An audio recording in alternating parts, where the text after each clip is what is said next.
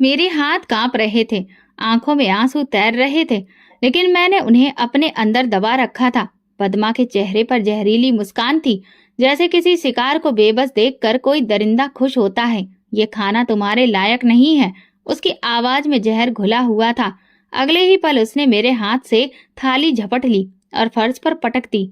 रोटी, सब्जी और चावल जमीन पर बिखर गए। मेरा पेट सुबह से खाली था। भूख की शिद्दत से मेरा सिर चकरा रहा था, मगर पद्मा के ठहाके मेरी बेबसी का मजाक उड़ा रहे थे। उठा लो, अगर इतनी ही भूख है तो जमीन से चुन चुनकर खा लो, उसने ताना मारते हुए कहा। मेरी आंखों में आंसू भर आए, मगर मैंने उन्हें गिरने नहीं दिया। मैं सीधा उसकी आंखों में देखने लगी और मजबूत आवाज में कहा, मेरी किस्मत मेरा भगवान लिख रहा है, तुम नहीं। ये मेरी जिंदगी का सबसे बड़ा सबक था जो मैंने इस लम्हे में सीखा। मेरी माँ की मौत को अभी 1 साल भी नहीं हुआ था।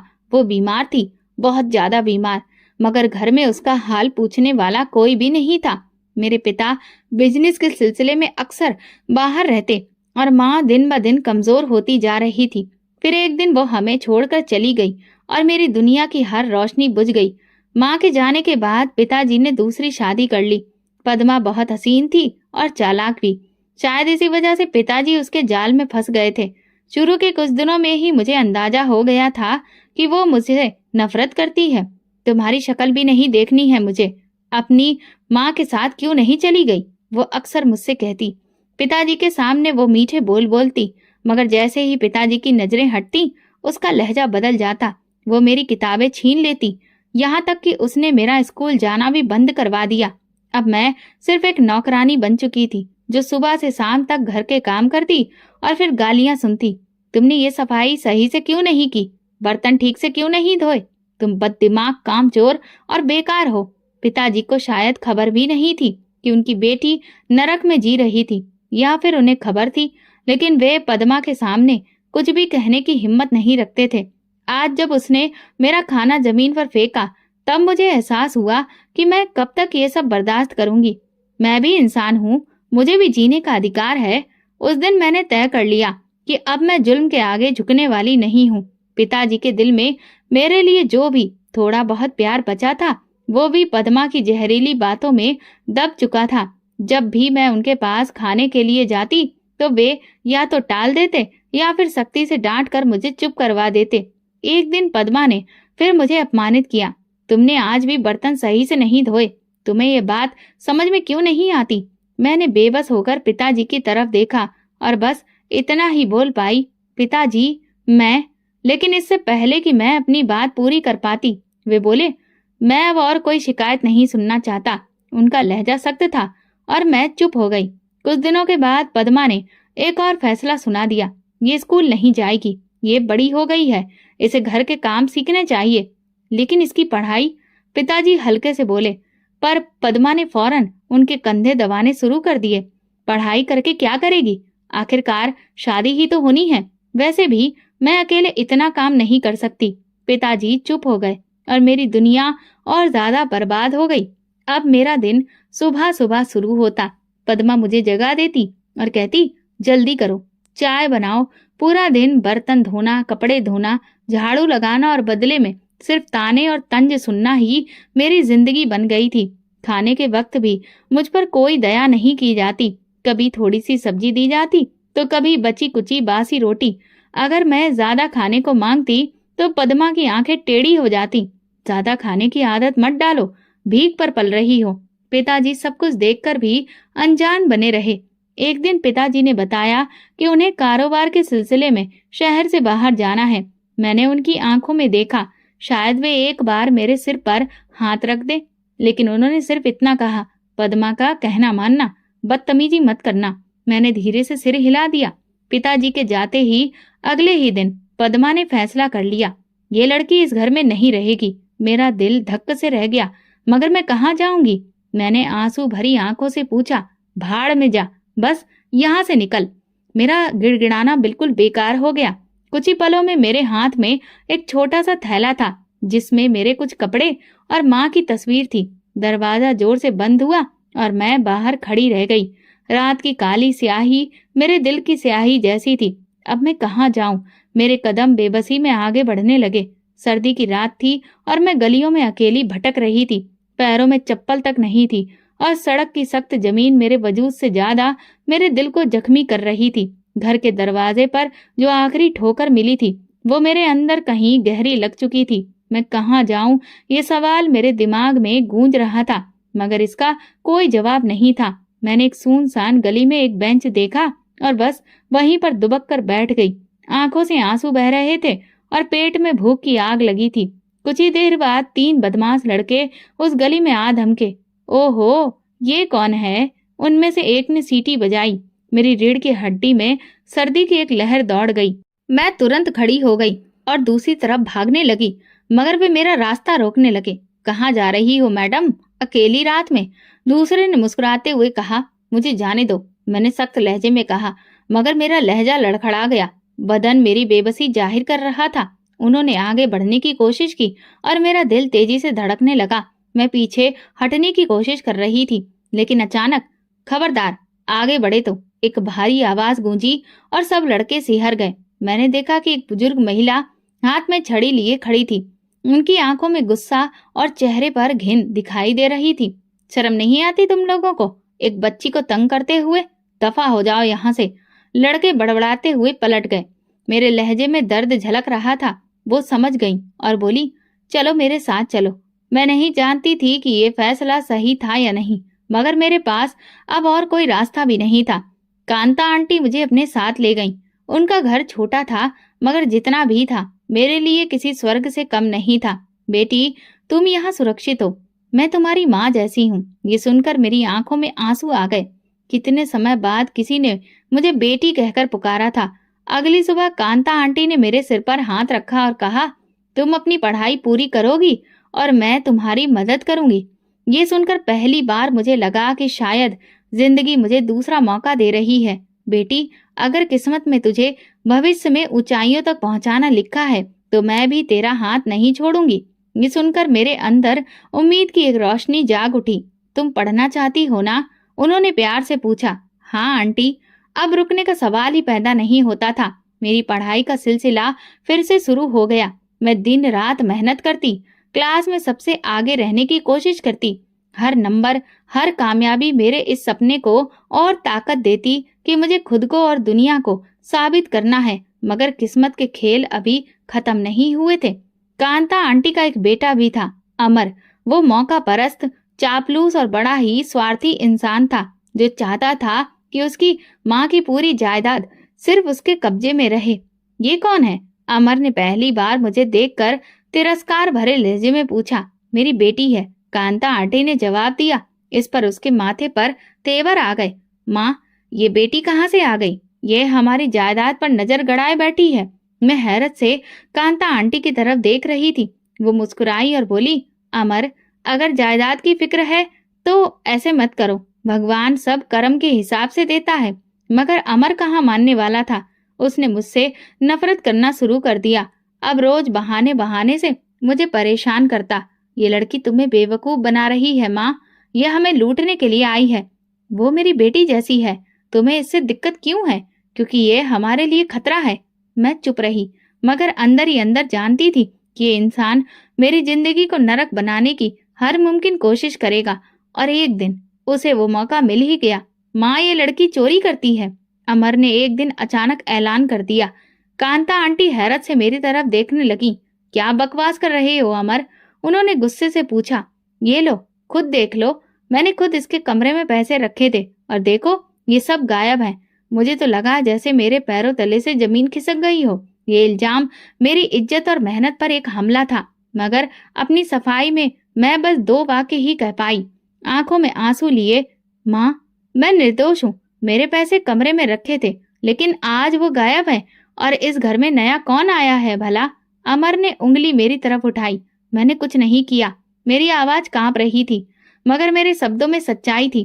कांता आंटी ने गहरी सांस ली। अमर, तुम्हें यकीन है कि तुमने अच्छी तरह देखा? हाँ माँ, और अगर यकीन नहीं तो उसके कमरे की तलाशी ले लो। ये सुनकर मुझ पर जैसे बिजली गिर गई। अमर के चेहरे पर वही मुस्कुराहट थी जो मेरी सौतेली माँ के चेहरे पर होती थी जब वो मुझे घर से निकालती थी। कांता आंटी ने मेरी तरफ देखा उनकी नजरों में हल्का सा शक था जो मेरे दिल को छलनी कर गया। ठीक है, देख लेते हैं। उनकी आवाज में नरमी थी, मगर मैंने भी महसूस किया। अमर मुस्कुराता हुआ मेरे कमरे में गया और पलंग के नीचे से एक लिफाफा निकाला। ये देखिए, ये मेरे पैसे हैं। मुझे लगा जैसे किसी ने मेरे वजूद को जीते जी जला दिया हो। ये झूठ है, मैंने बुलंद आवाज में कहा। कांता आंटी ने लिफाफा उठाकर ध्यान से देखा, फिर उनके चेहरे के रंग बदलने लगे। ये लिफाफा तो वही है जो मैंने तुम्हें दिया था अमर, तुम्हें याद है? इस पर मैंने निशान लगाया था। अमर के चेहरे का रंग पीला पड़ गया। माँ, आप गलत समझ रही हैं। नहीं अमर, मैं बिल्कुल ठीक समझ रही हूँ। उनकी आंखों में बेपनाह गुस्सा था। तुमने मुझे शक करने के लिए उकसाया। तुमने मुझे मजबूर कर दिया कि मैं अपनी बेटी जैसी बच्ची की सच्चाई पर सवाल करूं। अमर ने मेरी तरफ देखा और उसकी आंखों में शर्मिंदगी थी। हेमा, मैं बहुत शर्मिंदा हूँ, मुझे माफ कर दो। अमर की साजिश नाकाम हो चुकी थी, मगर इस घटना ने मुझे अंदर तक हिलाकर रख दिया था। ये दुनिया इतनी जालिम क्यों थी? क्यों लोग एक बेसहारा लड़की को हर हाल में गिराना चाहते थे? लेकिन मैं जानती थी कि अगर मैं गिर गई तो फिर कभी खड़ी नहीं हो सकूंगी, और मैं हारने के लिए पैदा नहीं हुई थी। कांता आंटी ने मेरे सिर पर हाथ रखा। बेटी, दुनिया में हर तरह के लोग होते हैं। कुछ तुम्हें नीचा दिखाएंगे, कुछ तुम्हें उठाएंगे। तुम्हें बस अपने रास्ते पर चलना है।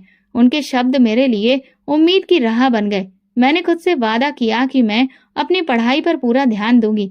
फिर वो दिन आ गया जिसका मैं शिद्दत से इंतजार कर रही थी। मैट्रिक के इम्तिहान के लिए मैंने दिन रात मेहनत की, रातों को जाकर पढ़ाई की और खुद को दुनिया से काट लिया।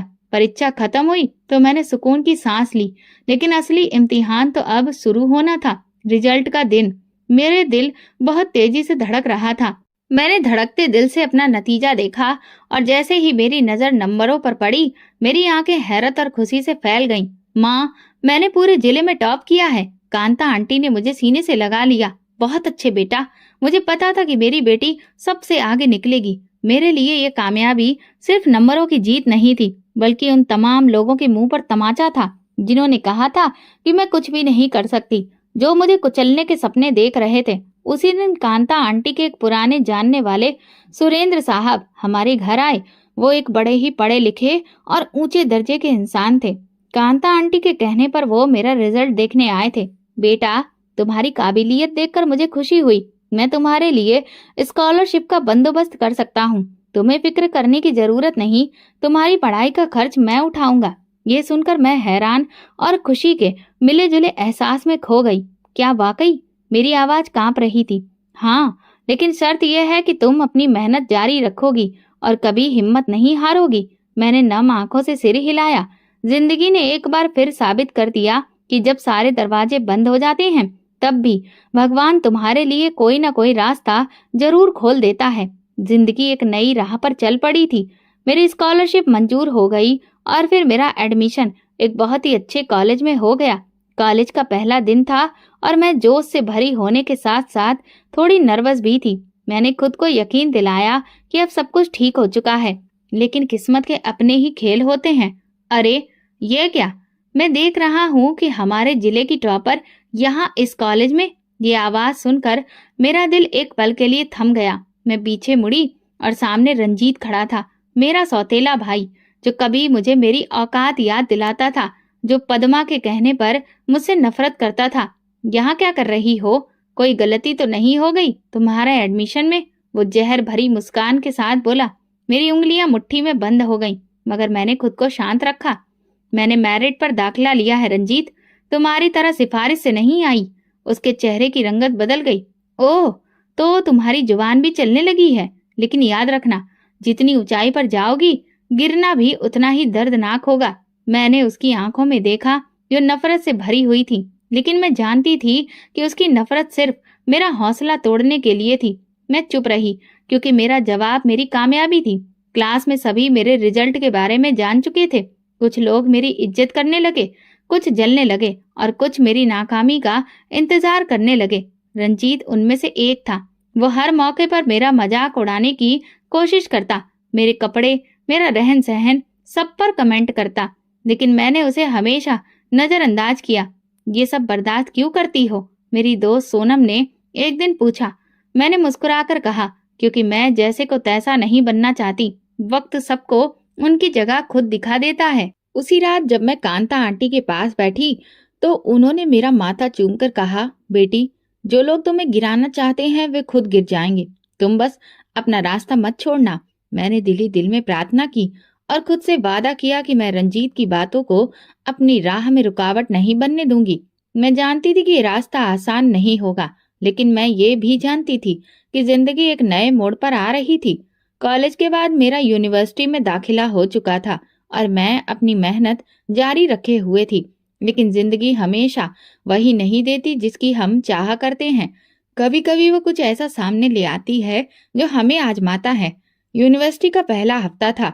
मैं लाइब्रेरी में बैठी अपने नोट्स बना रही थी जब किसी ने मेरे सामने एक किताब रख दी। ये किताब शायद तुम्हारे काम आ सके, उस शख्स ने कहा। मैंने सर उठाकर देखा तो एक बेहद हैंडसम नौजवान मेरे सामने खड़ा था। सफेद शर्ट, गहरी आंखें और चेहरे पर हल्की सी मुस्कुराहट। धन्यवाद, मगर मैंने तो ये नहीं मांगी थी। मैंने कहा, हाँ, मगर मैंने देखा कि तुम बार बार ऐसा ही कुछ तलाश कर रही हो, तो मैंने सोचा कि मैं मदद कर दूं। मैंने किताब ली और धन्यवाद किया। वैसे मेरा नाम रजत है और तुम? हेमा। ये मेरी और रजत की पहली मुलाकात थी और शायद मैं उस वक्त नहीं जानती थी कि ये महज मुलाकात नहीं बल्कि एक कहानी की शुरुआत थी। वक्त गुजरता गया। यूनिवर्सिटी में मेरी और रजत की मुलाकातें बढ़ने लगी। वो पढ़ाई में अच्छा था और दूसरों से अलग भी। तुम हमेशा इतनी संजीदा क्यों रहती हो? एक दिन उसने हंसते हुए पूछा। जिंदगी ने हंसने के ज्यादा मौके नहीं दिए, मैंने हल्की सी मुस्कुराहट के साथ जवाब दिया। तो फिर शायद वक्त आ गया है कि तुम्हें हंसना सिखाया जाए। रजत की बातों में सच्चाई और अपनापन था और शायद इसीलिए मैंने पहली बार किसी से खुलकर बात करना शुरू किया। लेकिन एक दिन सच्चाई ने मुझे धोखा दे दिया। तुम्हें पता है, रजत की मंगनी बचपन में ही तय हो चुकी है, सोनम ने अचानक कहा। मेरे हाथ में पकड़ी किताब जमीन पर गिर पड़ी। क्या? हाँ, उसकी मंगेतर माँ ही बहुत अमीर घराने से है, बस कुछ रस्में बाकी हैं। मेरे दिल को एक जोरदार झटका लगा।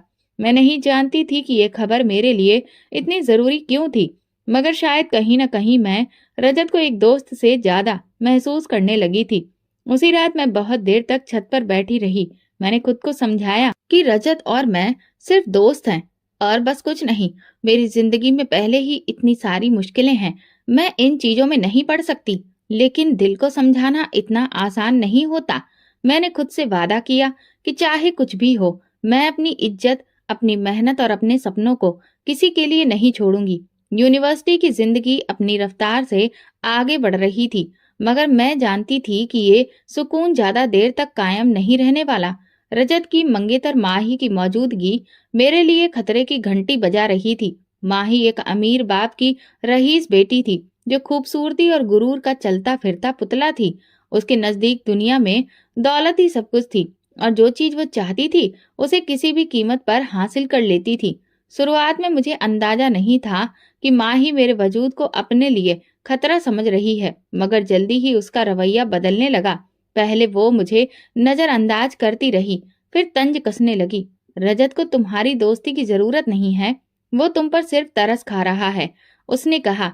मैंने उसकी बात को नजरअंदाज किया, लेकिन अंदर कहीं ना कहीं एक बेचैनी थी। तुम जैसे लोग हमेशा दूसरों की जिंदगियां बर्बाद करने के लिए आते हैं, मगर मैं तुम्हें ये मौका नहीं दूंगी। उसके शब्दों में दुश्मनी थी। मैंने जवाब देना चाहा, मगर फिर सोचा कि खामोशी ही बेहतर है।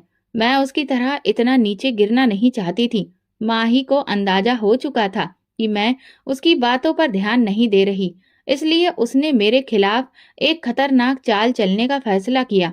एक दिन यूनिवर्सिटी में खबर फैली कि मेरे चरित्र पर सवाल उठाए जा रहे हैं। तुम्हें पता है हेमा, तुम्हारे बारे में बहुत अजीबोगरीब बातें हो रही हैं, सोनम ने घबराए हुए लहजे में मुझसे कहा।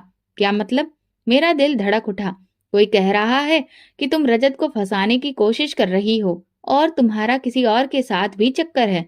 मुझे ऐसा लगा जैसे किसी ने मेरे पैरों तले से जमीन खींच ली हो। ये सब झूठ है, मैंने कड़े स्वर में कहा। यही तो मुश्किल है हेमा, झूठ को अगर बार बार दोहराया जाए तो लोग उसे सच मानने लगते हैं।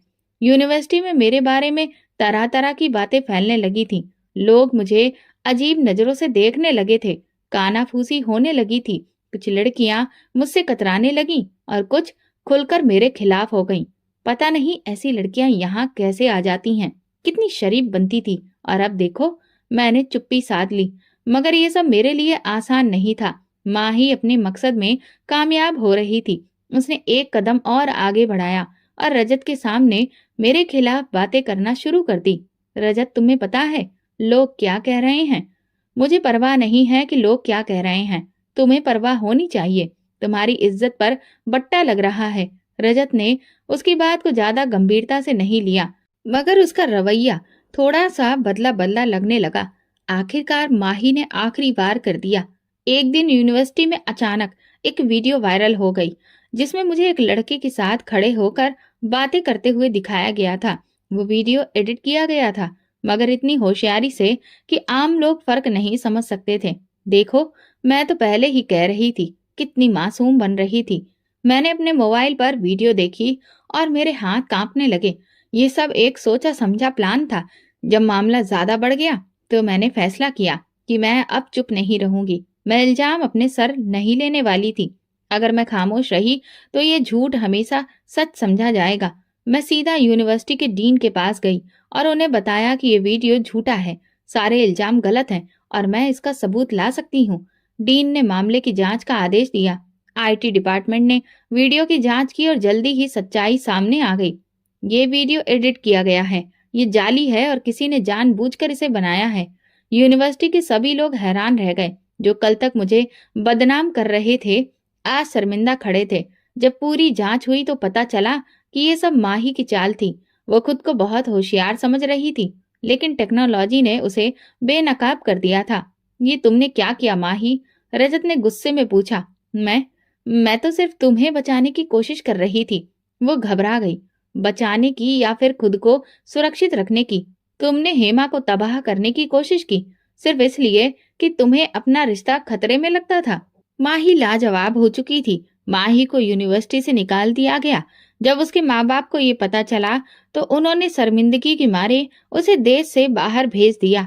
रजत ने मुझसे माफी मांगी, मगर मैं जानती थी कि ये सब मेरे लिए एक सबक था। दुनिया हमेशा तुम्हें गिराने की कोशिश करेगी, लेकिन अगर तुम सच पर टिके हो तो एक न एक दिन जीत तुम्हारी होगी। माही के जाने के बाद यूनिवर्सिटी में मेरे खिलाफ चलने वाली साजिशें दम तोड़ चुकी थी। वे लोग जो कल तक मुझे सबकी नजरों से गिराने की कोशिश कर रहे थे, अब चुप थे। मगर मैं जानती थी कि ये दुनिया किसी के लिए भी आसान नहीं होती। अगर एक बार मन हार गया तो कल कोई और मेरी राह में कांटे बिछाने के लिए तैयार होगा। माही के चले जाने के बाद रजत कुछ दिनों तक चुप रहा। फिर एक दिन उसने मुझे यूनिवर्सिटी के गार्डन में बुला लिया। हेमा, एक बात करनी है। कहो। मैंने उसकी आंखों में देखा। क्या तुमने कभी सोचा है कि हम दोनों?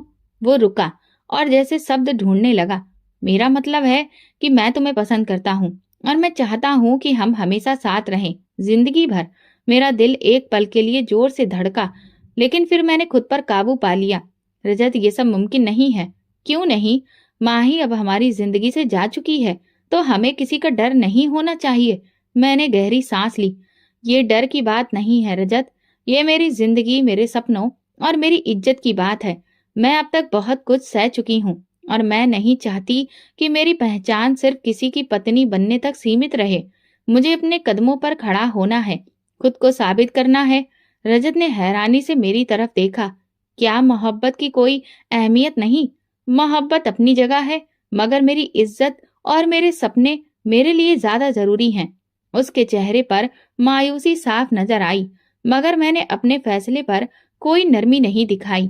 यूनिवर्सिटी की पढ़ाई पूरी होते ही मैंने नौकरी के लिए अर्जियां देना शुरू कर दी। मैंने एक बड़ी कंपनी में इंटरव्यू दिया और अपनी मेहनत के बल पर अपना मुकाम हासिल किया। कांता आंटी की आंखों में खुशी के आंसू थे जब मैंने उन्हें ये खबर दी। बेटी, आज तुमने साबित कर दिया कि सच्चाई, सब्र और मेहनत कभी बेकार नहीं जाती। मैंने उनके हाथ अपने माथे से लगा लिए। ये सब आपकी प्रार्थनाओं का नतीजा है माँ। नौकरी का पहला दिन मेरे लिए किसी सपने से कम नहीं था। मैंने जिस दुनिया के बारे में हमेशा सोचा था, अब मैं उसका हिस्सा बन चुकी थी। लेकिन मैं जानती थी कि ये सिर्फ शुरुआत थी। अभी मुझे बहुत आगे जाना था। जिंदगी एक बार फिर नई राहों पर चलने को तैयार थी। मैं एक अच्छी कंपनी में नौकरी कर रही थी।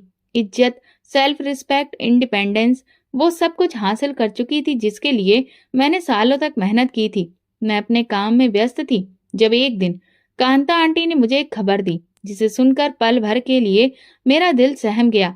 बेटी, तुम्हारे पिता का देहांत हो गया है। मेरा शरीर जैसे पत्थर का हो गया। मैंने धीमी आवाज में पूछा, और बाकी लोग? उनका कारोबार तबाह हो चुका है और पद्मा अब अपने बच्चों के साथ किराए के एक छोटे से मकान में रहने पर मजबूर है। ये खबर मेरे लिए अजीब थी। मैं नहीं जानती थी कि इस पर खुशी मनाऊं या अफसोस करूं। सोनम ने तंज कसते हुए कहा, वक्त ने उन्हें वो सबक दिया जो शायद कोई और नहीं सिखा सकता था। मगर मैं चुप रही। मैं जानती थी कि मेरे दिल में उस औरत के लिए रहम नहीं था, मगर क्या मुझे इस पर खुश होना चाहिए? एक दिन ऑफिस से लौटते समय मैंने किसी को अपने सामने खड़ा पाया। वो रंजीत था। उसकी आवाज में अजीब सी शर्मिंदगी थी। तुम यहाँ क्या कर रहे हो? मैंने ठंडे लहजे में पूछा। मैं तुमसे कुछ कहना चाहता हूँ। अब कहने को क्या बचा है? जब मेरी जिंदगी नरक बन रही थी तब तुम कहाँ थे? रंजीत की नजरें झुक गईं। मैं माफी मांगना चाहता हूँ। माँ बहुत बुरे हाल में है और मैंने पहली बार जिंदगी में सीखा है कि जो किसी के साथ बुरा करता है उसे खुद भी वही सहना पड़ता है। मैंने उसके चेहरे को ध्यान से देखा। वही रंजीत जो कभी मेरा मजाक उड़ाया करता था आज बेबस खड़ा था। और तुम्हें क्या लगता है कि मैं तुम्हारी मदद करूंगी? क्योंकि तुम मुझसे बेहतर इंसान हो, और शायद इसीलिए कि तुम जानती हो कि जब कोई बेबस हो जाता है तब उस पर रहम करना सबसे बड़ी जीत होती है। मैंने गहरी सांस ली। क्या मैं सच में उन्हें माफ कर सकती थी? ये वही लोग थे जिन्होंने मेरे साथ जुल्म किया था, मगर आज वही लोग मेरी दया के मोहताज थे। मैं जानती थी कि यह फैसला आसान नहीं होगा। अगले दिन मैं अपने ऑफिस में बैठी थी जब मेरी सेक्रेटरी ने आकर जानकारी दी। मैडम, एक औरत आपसे मिलना चाहती है। वो कह रही है कि वो आपको जानती है और बहुत जरूरी बात करनी है। कौन है? पद्मा नाम है उनका। ये सुनकर मेरा दिल एक पल के लिए धड़का, मगर मैंने खुद पर काबू रखा। उन्हें अंदर भेज दो। कुछ पलों के बाद दरवाजा खुला और एक औरत अंदर दाखिल हुई। वही पद्मा थी, मगर वो मगरूर और जहर उगलती हुई औरत अब कहीं खो चुकी थी। उसके चेहरे पर गरीबी और परेशानी की लकीरें साफ दिख रही थी। कीमती कपड़ों की जगह उसने एक सादा सा जोड़ा पहन रखा था। उसकी आंखों में वो चमक नहीं थी जो कभी मेरे जख्मों पर नमक डालती थी। बेटी, उसकी आवाज कांप गई। मुझे यकीन नहीं हुआ कि वही औरत थी जो कभी मुझे अपने कदमों की धूल समझती थी। यहाँ क्यों आई हो? मैंने सपाट लहजे में पूछा। मेरी गलतियों को माफ कर दो हेमा। मैं जानती हूँ कि मैंने तुम्हारे साथ बहुत बुरा किया, लेकिन अब मैं बेबस हूँ। हमारे पास कुछ नहीं बचा। रंजीत भी नौकरी की तलाश में मारा मारा फिर रहा है और हम एक वक्त की रोटी के लिए मोहताज हो चुके हैं। मैं चुपचाप उसे देखती रही। मैंने तुम्हें बहुत सताया है, तुम्हें घर से निकाला, तुम्हारी जिंदगी मुश्किल बना दी, लेकिन शायद भगवान ने मुझे मेरे किए की सजा दी है। मैंने ठंडी सांस ली। अब तुम्हें क्या चाहिए?